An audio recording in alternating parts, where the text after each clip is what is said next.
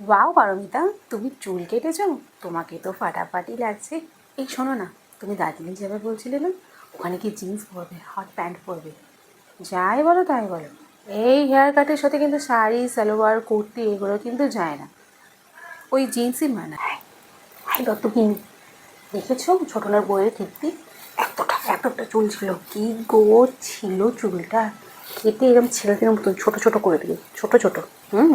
এই হ্যাঁ গো গাঙ্গুলি গিন্নি, আমি সেদিন দেখলাম, দেখে তো আমি ভারী অবাক হয়ে গেছি। বাবা, একটু দেখছি সাইফ আলি খানের ইয়াংয়ের ভার্সনটা গো। হ্যাঁ, বাপরে বাপ! আরে আমি তো ভাবলাম রাস্তা দিয়ে কোনো বাচ্চা মেয়ে যাচ্ছে গো, তারপর দেখি না, এ তো ছোটনের বউ। বইয়ের উপর কোনো কন্ট্রোল নেই ছোটনের, যাই বলো তাই বলো। আমাদের বাড়ির বউ যদি হতো না, দিতাম একদম ন্যাড়া করে দিতাম, ন্যাড়া করে। তুমি ঠিকই বলেছ, ছোটনের কোনো কন্ট্রোল নেই। দেখেছো, শাখা সিঁদুরও পরে না, কপালে কোনো টিক নেই। কি ধরনের মেয়ে গো! জঘন্য লাগছে গো, চুলগুলো কেটে একদম মদ্দা মাংসের মতন লাগছে। সত্যি বাবা, শ্বশুরবাড়ি খুব ভালো, কেউ কোনো কথা বলে না। আমাদের বাড়ির বউ যদি হতো না, ঘেঁটি ধরে একদম বার করে দিতাম। আরে তোমরা তো জানো না, সেদিনকে না ওই ছেলেকে আনতে গিয়ে মুড়ের মাথায় চুল শুকাচ্ছিল। আমি খালি গিয়ে বললাম, বৌমা তোমার বাড়িতে কি রোদ ঢুকে না? তুমি এরকম রাস্তার মোড়ে চুল খুলে চুল শুকাচ্ছ। বাবা উল্টে আমায় বললো, কি বললো জানো? বললো মিউনিসিপ্যালিটির রাস্তা, আমার ইচ্ছা আমি এখানে দাঁড়িয়ে শুকোতে পারি। কোনো ছোট বড়োর জ্ঞান নেই গো, কোনো ছোট বড়োর জ্ঞান নেই। আরে একজন বয়স্ক মানুষ তোর সাথে ভালোভাবে কথা বলছে, তুই একটু উত্তরটা ভালোভাবে দে। তা নয়, একটু ঝিচে পিচে উত্তর দিয়েছে। বাবা, দেমাগ!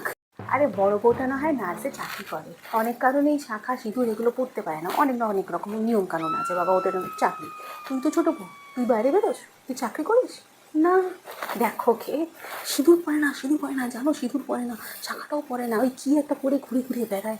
আসলে কি একদম মানে না, কি দেখে নিয়ে এলো রায়গিন্নি গো, কি দেখে নিয়ে এলো আমার ননদের মেয়ের সাথে। জানো জানো, আমার ননদের মেয়ের সাথে আমি ছোটনের বিয়ের ঠিক করছিলাম না, রায়গিন্নির পছন্দ হলো না, এই নিয়ে এলো ত্রিবেণী থেকে, কালীতলা থেকে নিয়ে এলো।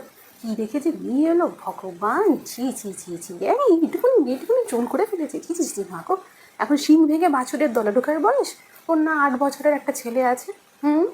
সত্যি গো, আমার রায়গিন্নির কথা ভেবে খুব খারাপ লাগছে, সত্যি খুব খারাপ লাগছে। ছেলেটাও এত ভালো ছেলে, কী দেখে যে মেয়েটাকে নিয়ে এলো বাবা! বড় বউয়ের সঙ্গে তো কোনো তুলনাই চলে না। বড় বউ তো যেমন সরস্বতী তেমন লক্ষ্মী, দুটো একসাথে তার শরীরে রয়েছে। আর এটাকে দেখো অলক্ষ্মী অসরস্বতী দুটো, উফ ভগবান! আমারও ভালো লাগে না জানো তো, কথা বলি বেশি গুরুত্ব দিই না, ঘুরিয়ে চলে যায়। সত্যি কী অবস্থা, নিজের গ্যাটের করে খরচা করে নিজে একটু হেয়ার স্টাইল করেছি, তাতে মানুষের কথার শেষ নেই। যদিও আমি এখন ইউজড টু হয়ে গেছি, তা বলে এইরকম পাড়া প্রতিবেশীর জননী। যাই হোক, তাতে কিছু যায় আসে না।